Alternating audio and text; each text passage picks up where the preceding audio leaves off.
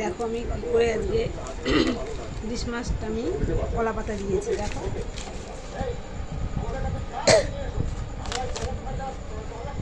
দেখেছো মাছটা পাতায় দেখো পুরো তেলটা ছড়িয়ে গেছে। এই যে পাতা যে গ্রেভিগুলো আছে এইগুলো এইগুলো দিয়ে তোমার ভাতটা খাওয়া হয়ে যাবে, এত সুন্দর হয়ে দেখো।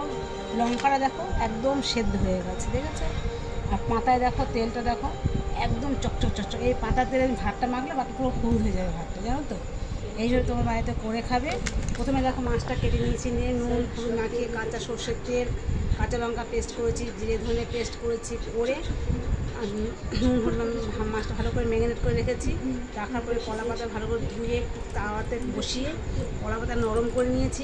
নরম করার পরে মাছের পাতার মধ্যে আমি তেল দিয়েছি, তেল দিয়ে তোমায় ওই দিয়ে মাছ পেতে পেতে পেতে পেতে পেতে পেতে আমি দিয়েছি। দিয়ে এই তোমরা এইভাবে করে খাবে বাড়িতে, খুব টেস্টি হবে, খুব টেস্টফুল হবে খেতে। তোমরা খেলে তোমার বলবে যে এই রান্নাটা কেমন লাগে খেতে। ঠিক আছে, এটা সবথেকে ভালো হয় কাঠের জালে, কিন্তু কাঠের জালে আমি কোথায় পাবো বন্ধুরা? আমি গ্যাসেই আমাদের করতে হয়। ঠিক আছে, ভালো লাগলে লাইক করবে। তো মাছটা দেখো একবার, এই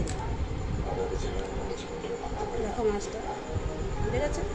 দেখো এইভাবে তোমরা করে খাবে, ভালো লাইক করে দেবে, একটা শেয়ার করবে, কমেন্ট করবে, সাবস্ক্রাইবটা করবে। রাখি বন্ধুরা, গুড নাইট, শুভরাত্রি, টাটা, সুস্থ থাকো, সাবধানে থাকো, ভালো থাকো।